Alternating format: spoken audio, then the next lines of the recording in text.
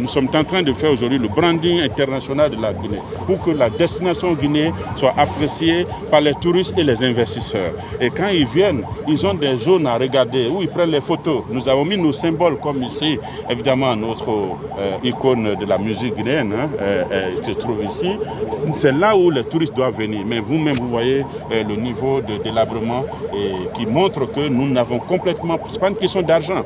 Et je crois que c'est juste une question de responsabilité et nous avons responsabilisé la commune et les autorités pour leur dire que ces ronds-points-là ne sont pas aménagés pour rien. Ils sont aménagés pour être une vitrine pour tout le monde. Nous ne sommes pas venus pratiquement pour assainir parce que c'est la responsabilité évidemment de la population. Nous sommes venus pour donner le temps et lancer une campagne parce que nous avons des structures qui aujourd'hui font de ça, c'est une activité principale.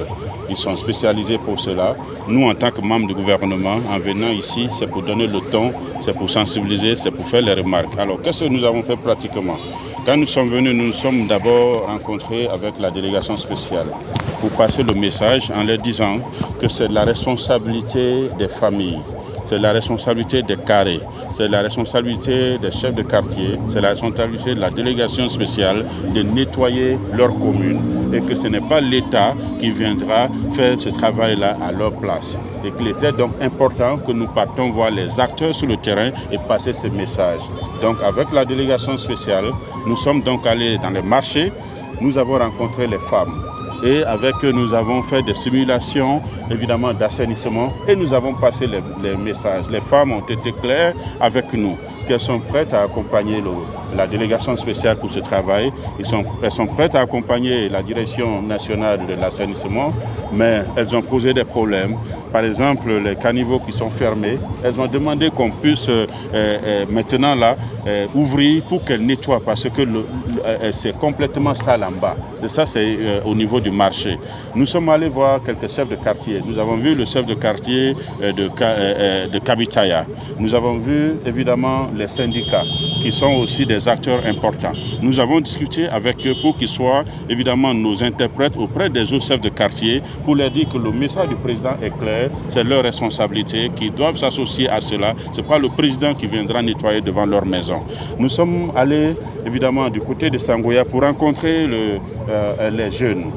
Et nous avons vu que ce travail a été fait depuis 2 semaines et ces jeunes sont toujours là-bas. Et effectivement, c'est un modèle. Nous les avons remerciés.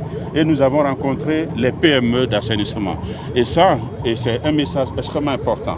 Nous avons vu que les acteurs de ces PME, ceux qui nettoient, ceux qui poussent les tricycles, ce sont des Lyonnais. Et ces Lyonnais-là, ils ont intervenu en anglais et nous les avons traduits pour dire qu'ils sont très fiers d'être au service de la communauté. Ils sont fiers de leur travail parce que, évidemment, servir la communauté, c'est une vocation, même s'ils gagnent de l'argent, mais c'est une fierté. Et ce message-là sonne, en tant que ministre de la Jeunesse, ça m'a touché. Parce que je ne peux pas comprendre que ma jeunesse, qui représente 80% de la population, ne soit pas celle qui fait, sont des Lyonnais qui viennent nettoyer devant nos maisons. Ça, c'est extrêmement important et je voudrais que ce message passe et toute la jeunesse doit le comprendre pour que cette fois-ci, le ministère de la Jeunesse, en collaboration avec le ministère de l'Administration du Territoire, le ministère des Infrastructures et évidemment de l'Habitat, puissent travailler ensemble pour que les jeunes prennent leurs responsabilités. Ça, c'est ce que nous avons fait. Nous sommes venus voir au niveau des ronds-points. C'est extrêmement important parce que l'État a investi de l'argent pour une visibilité. Nous sommes en train de faire aujourd'hui le branding international de la Guinée pour que la destination Guinée soit appréciée par les touristes et les investisseurs. Et quand ils viennent, ils ont des zones à regarder où ils prennent les photos. Nous avons mis nos symboles comme ici, évidemment notre icône de la musique guinéenne se trouve ici. C'est là où les touristes doivent venir. Mais vous-même, vous voyez le niveau de délabrement qui montre que nous n'avons complètement... Ce n'est pas une question d'argent. Et je crois que c'est juste une question de responsabilité et nous avons responsabilisé la commune et les autorités pour leur dire que ces ronds-points-là ne sont pas aménagés pour rien. ils sont aménagés pour être une vitrine pour tout le monde. Pour la commune n'en a que 2, alors ça doit être une responsabilité. Et nous avons rencontré quelques opérateurs économiques, les commerçants, pour dire que c'est leur responsabilité aussi dans les marchés. Et je crois que nous avons vu l'ensemble des acteurs et nous avons donc demandé que des dispositions soient prises. S'il faut diviser pratiquement la commune en des morceaux de kilomètres linéaires, il faut le faire et responsabiliser des personnes par kilomètre linéaire. Et cela permettra évidemment de résoudre le problème.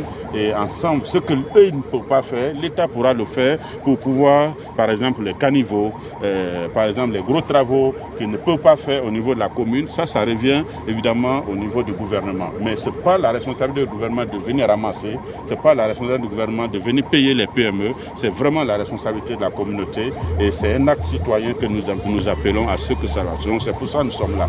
Je vous remercie. Merci. Bonjour. Bonjour, c'est Djakté Issa, directeur général de l'ANASP. La particularité de la journée d'aujourd'hui. Aujourd'hui, l'organisation de cette journée a été décidée de concert avec l'ensemble des ministres qui sont impliqués dans le secteur de l'assainissement. C'est suite à un constat très amer, suite aux premières pluies qui ont vraiment entraîné un certain nombre de débordements des caniveaux qui sont complètement bouchés. Donc nous avons jugé nécessaire qu'il était important, exceptionnellement, qu'il faut dédier cette journée à une journée de temps et à une journée d'alerte à la population pour que la population accepte d'accompagner l'État dans le cadre vraiment de débouchage des caniveaux. Et on profite de cette occasion aussi pour informer la population que les caniveaux ne sont pas faits pour être déposés les ordures. Donc nous avons lancé un vaste programme de curage des caniveaux et l'enlèvement des produits de curage. Donc ce programme va continuer. Aujourd'hui, c'est juste une manière de montrer à la population que l'assainissement, c'est une affaire de tout le monde. C'est bon d'assainir, mais ne pas salir les murs. Merci. Merci.